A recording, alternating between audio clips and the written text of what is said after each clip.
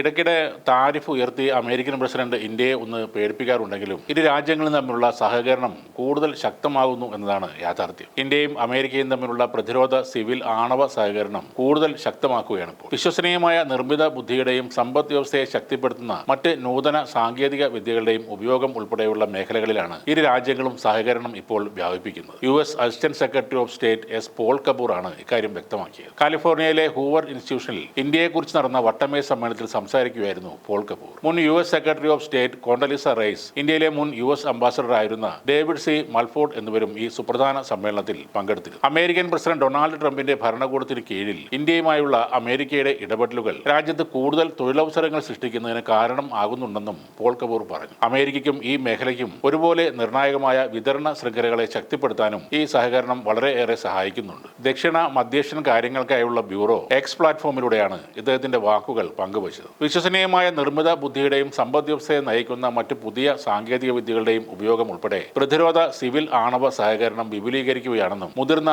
US ഉദ്യോഗസ്ഥനായ അദ്ദേഹം കൂട്ടിച്ചേർത്തു. നിർമ്മിത ബുദ്ധി മേഖലയിലെ സഹകരണം ചർച്ച ചെയ്യുന്നതിനായി ഇന്ത്യ ഡീപ് ടെക് അലയൻസിന്റെ സ്ഥാപക അംഗവും ലോകത്തെ മുൻനിര ചിപ്പ് ഡിസൈനർമാരുമായ NVIDIAയുമായും കപൂർ കൂടിക്കാഴ്ച നടത്തിയിരുന്നു. ഇന്ത്യയിലെ ഗവേഷണങ്ങളെ പിന്തുണക്കുന്നത് തുടങ്ങി കസാഖിസ്ഥാന്റെ വർദ്ധിച്ചു വരുന്ന ചിപ്പ് ആവശ്യകതകൾ നിറവേറ്റുന്നവരെയുള്ള കാര്യങ്ങളിൽ NVIDIAയുടെ പ്രവർത്തനം വ്യാപിച്ച് കിടക്കുന്നുണ്ടെന്നും അദ്ദേഹം പറഞ്ഞു. കസാഖിസ്ഥാന്റെ വടക്കൻ മേഖലയിലുള്ള പുതിയ ഡാറ്റാ സെന്റർ ഹബ് ഉൾപ്പെടെയുള്ള കാര്യങ്ങളും ഇതിൽ ഉൾപ്പെടുന്നു. അമേരിക്കയുടെ ഇന്ത്യ, പാകിസ്ഥാൻ, ബംഗ്ലാദേശ്, അഫ്ഗാനിസ്ഥാൻ തുടങ്ങിയ രാജ്യങ്ങളുമായുള്ള ബന്ധങ്ങളിൽ നിർണായക തീരുമാനങ്ങളും ആദ്യ ഇടപെടലും നടത്തുന്ന വ്യക്തിയാണ് ദക്ഷിണേഷ്യയുടെ US അസിസ്റ്റന്റ് സെക്രട്ടറി ഓഫ് സ്റ്റേറ്റായ പോൾ കപൂർ. അമേരിക്കൻ സെനറ്റ് അംഗീകരിച്ച 107 നോമിനികളിൽ ഒരാളാണ് കാലിഫോർണിയയിൽ നിന്നുള്ള പോൾ കപൂർ. കര, നാവിക, വ്യോമ, ബഹിരാകാശ, സൈബർ സ്പേസ് ഉൾപ്പെടെയുള്ള എല്ലാ മേഖലകളിലും പരസ്പര പ്രവർത്തനക്ഷമത ശക്തിപ്പെടുത്തുന്നതിനായി കഴിഞ്ഞ വർഷം ഇന്ത്യയും അമേരിക്കയും ഒരു പ്രധാന പ്രതിരോധ പങ്കാളിത്ത കരാറിൽ ഒപ്പുവെച്ചിരുന്നു. 2022 മുതൽ അമേരിക്കയിൽ നിന്നും നിരവധി പ്രതിരോധ ഉപകരണങ്ങളാണ് ഇന്ത്യ സ്വന്തമാക്കിയിട്ടുള്ളത്. അപ്പാച്ചെ, ചിനൂക്ക് എന്നീ ഹെലികോപ്റ്ററുകൾ, C-17,